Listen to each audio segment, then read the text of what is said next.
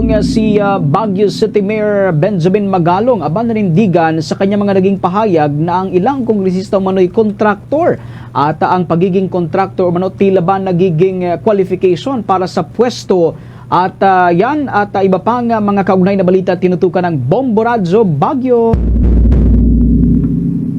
Naninindigan pa rin si Baguio City Mayor Benjamin Magalong sa una niyang pahayag na may mga kongresista umanong sangkot sa korupsyon. Ito ay kasunod ng sinabi ni Senador Panfilo Ping Lacson na may mga 67 kongresista na nagsisilbi rin bilang mga kontraktor. Sa panayam ng Bombo Radyo, sinabi ni Mayor Magalong na karamihan sa mga nabanggit na kongresista ay naging kontraktor na bago pa sila maupo sa posisyon.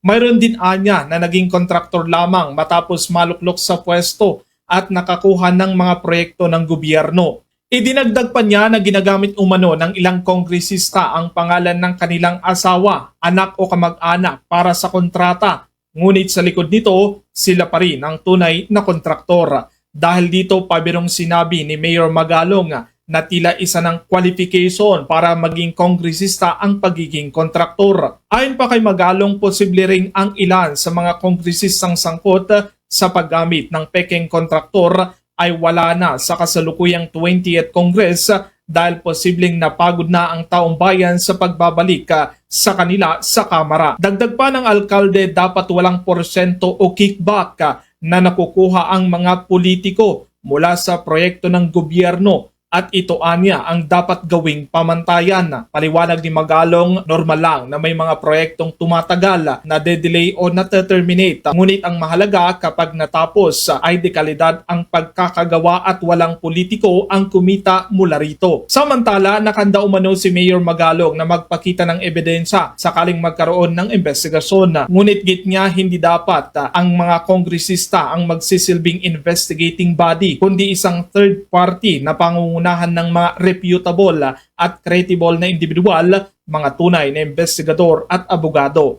Ating pakinggan ang tinig ni Baguio City Mayor Benjamin Magalong. Papakita ko lang, baka abutin kami ng linggo. Siyempre, papakita ko lang yung iba sasapit ko na lang sa kanila. Kung sila yung investigating body. Kaya lang, paano ko ibibigay sa kanila? Sila yung investigating body. Dapat ay ibibigay mo sa investigating body. Hindi ko rin maintindihan na nag-iimbestiga sila. Sila nga yung sila nga yung sinabihan ni Presidente na mahiya kayo. So, ibig sabihin, may pinangahawakan si Presidente. Pero siyang alam kung sinong involved sa kanila. Silang nag-iimbestiga? Anong moral ascendancy nila mag-iimbestiga? Nang tanungin naman kung bakit may mga ilang kongresista ang nakakatanggap ng pondo at sila rin ang nag-a-apply ng mga programa sa kanilang nasasakupan, ito ang naging tugon ng alkalde. Well, alam mo, merong distorted yung kanilang interpretation ng power of the purse. Distorted.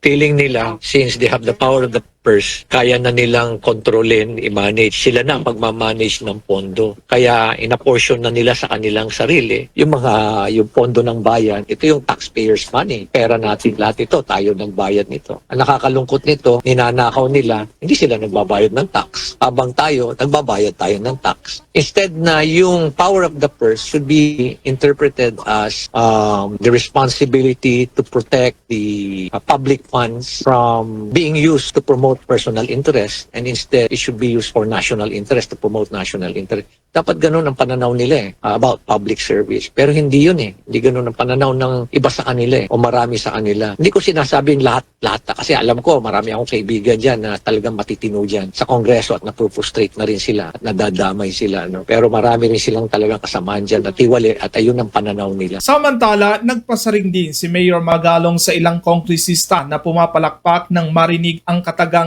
mahiya naman kayo sa ika-4 na State of the Nation address ni Pangulong Ferdinand Marcos Jr. dahil anya sila mismo ang tinutukoy ng Pangulo. During the SONA, yung strongly worded na message ni Presidente, 3 words lang yan. Mahiya na kayo, sabi niya. Anong ibig sabihin nun, di ba? Pati siya ina-acknowledge niya talaga na matindi na ang corruption. Hindi siya magsasalita kung alam niya na slight lang, di ba? Pero talagang mararamdaman mo talaga yung frustration At kanino niya sinabi, di ba? Mahiya na kayo. Kanino niya sinabi yun? Alam nga naman sinabi niya sa amin, sinabi niya sa inyo. The mere fact na sinabi niya sa SONA, ang audience niya doon, yung mga mambabatas, sa kanya niya sinabi. Kaya hindi sila dapat magmaang-maangan doon, kaya pumapalakpak sila nila, nakala mo inosente sila. Kaya nga nabanggit ko yung height of hypocrisy and height of callousness. Kaugnay nito, natanong naman ang kampanya ni Mayor Magalong laban sa korupsyon sa lungsod ng Baguio at inihayag niya ang good governance.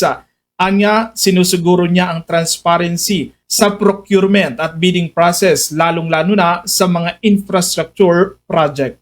Yan ang ulat mula dito sa lungsod ng Baguio. Para sa Bombo Network News, Bombo Benjo Guzman, and this is Bombo Radio Philippines, the #1 and most trusted source of news and information. Basta Radio, Bombo! For the most trusted source of news and information, visit our website at www.bomboradio.com. Follow us on Bombo Radio mobile app, Facebook, YouTube, TikTok, and X, formerly Twitter. Like, share, and stay connected. Anytime, anywhere.